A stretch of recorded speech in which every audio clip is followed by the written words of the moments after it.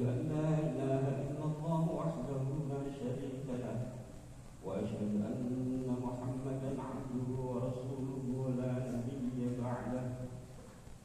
اللهم صل على سيدنا محمد خير الأنام وعلى آله وأصحابه أجمعين الكرام. أما بعد، فيا أيها المحاضرون، أوصيكم ونفسي بتقوى الله العظيم، وقد فاز المتقون. أعوذ بالله من الشيطان الرجيم. بسم الله الرحمن الرحيم. إن أحسنتم أحسنتم لأنفسكم وإن أسأتم فلها فإذا جاء وعد الآخرة يسوء وجوهكم وليدخلوا المسجد الحرام وليدخلوا المسجد كما دخلوه أول مرة وليكبروا ما علوا تكبيرا. Hadirin sidang Jumat yang berbahagia. Pada suatu saat ketika Kanjeng Nabi Muhammad SAW duduk bersama-sama para sahabat di bawah pohon kurma yang rindang, yang diceritakan oleh Ibnu Umar radhiyallahu anhu, Kanjeng Nabi Muhammad SAW bersabda, Inna minasyajarati syajaratan la yasbutu waraquha wa annaha mathalul muslimin bi'udil mahdi. Fawafa'na suatu syajaril bawah.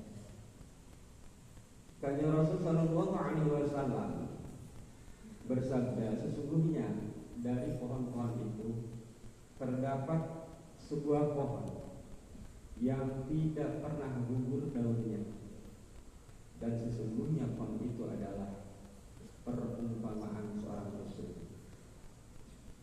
Maka oleh karenanya fakadisu mimahiyah, oleh karenanya sebutkanlah apakah pohon itu. Fawafa'na sufi syajaril bawadi, maka manusia ataupun para sahabat yang kumpul di sana itu menerka-nerka bahwa pohon itu tumbuh di padang pasir. Sayyidina Abdullah berkata di dalam hatinya, aku menerka-nerka di dalam hati saya, indah an-nakhra, pohon itu ialah pohon kurma. Pastahya itu akan tetapi aku malu mengungkapkannya. Cuma kalau hadisnya man ya Rasulullah. Kemudian para sahabat bertanya kepada Kanjeng Rasul sallallahu alaihi wasallam, ceritakan wahai Kanjeng Rasul, apakah pohon itu? Maka dijawab oleh Kanjeng Nabi Muhammad sallallahu alaihi wasallam, iya an-nakhla, pohon itu adalah pohon kurma. Ibnu Hajar al-Asqalani dalam sebuah karyanya, beliau mengatakan bahwa pohon kurma adalah merupakan pohon yang spesial dan penuh dengan berkah. Dan kita di Indonesia memiliki sebuah pohon yang mirip dengan pohon kurma. Pohon itu adalah pohon kelapa yang dilihat secara fisiknya hampir sama dengan pohon kurma, sekalipun buahnya yang berbeda. Akan tetapi ada kesamaan dari segi manfaat. Kata Ibnu Hajar al-Asqalani berkata, wa kadzalika barakatul muslimina 'amma fi jamil ahwal wa raquhu mustanghirun lahu wa lighayrihi hatta ba'da mautih. Begitu juga berkahnya seorang muslim, maka akan meluas dalam keadaan, dalam setiap keadaan. Wa raquhu mustanghirun lahu, dan kemanfaatannya itu akan berlanjut lahu, baik untuk dirinya, wa lighayrihi, dan untuk orang lain. Hatta ba'da mautih, sampai setelah meninggalnya, manfaat dan berkahnya itu dirasakan oleh orang lain. Hadirin sidang Jumat yang berbahagia, Dalam hadis ini kita disuruh oleh Kanjeng Rasul Shallallahu Alaihi Wasallam untuk mempelajari kehidupan dan untuk mempelajari kemanfaatan apa yang terjadi dalam pohon kurma ataupun apa saja manfaat-manfaat yang sama dengan pohon kurma.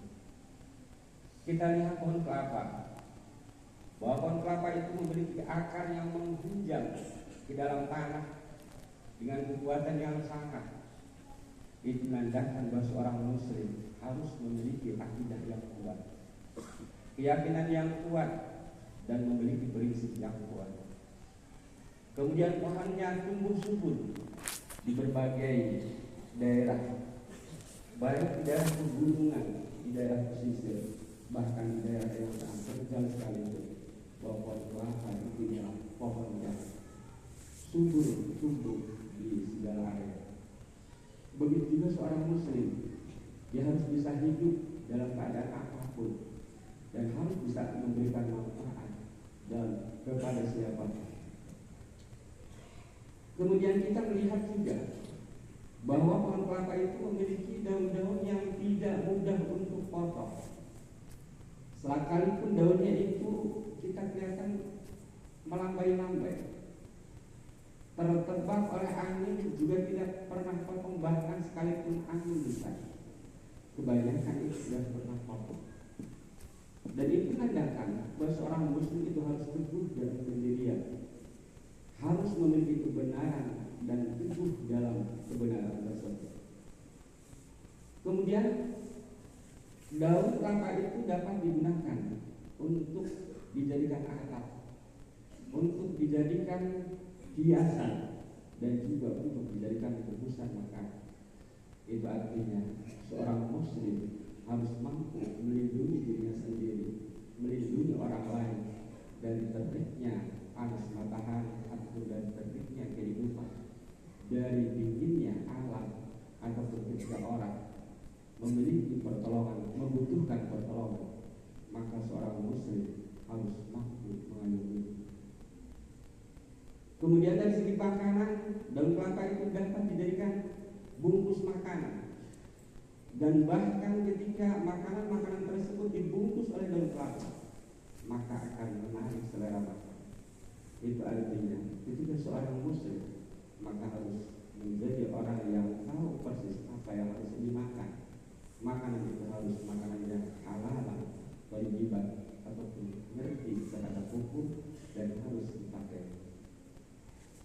Kemudian kelapa ini juga bisa dijadikan untuk hiasan, seperti hiasan jari dan lain sebagainya. Itu pun kaum muslimin sebaiknya harus menjadi seorang yang bermanfaat seperti jamur juga, harus dijadikan hiasan-hiasan. Dikala ada walimatul arus, walimatul hitan, selamatan dan sebagainya, seorang muslim yang sempurna bisa menghiasi itu semua dengan doa-doanya, dengan fatihah-fatihahnya, dengan wejangan-wejangannya, dan lain sebagainya.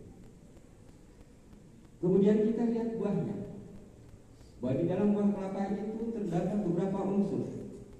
Yang pertama sabutnya itu dapat dimanfaatkan untuk memberikan hal, untuk dijadikan tali, dan dari itu sebagai pengikat, menyatukan yang cerai-berai.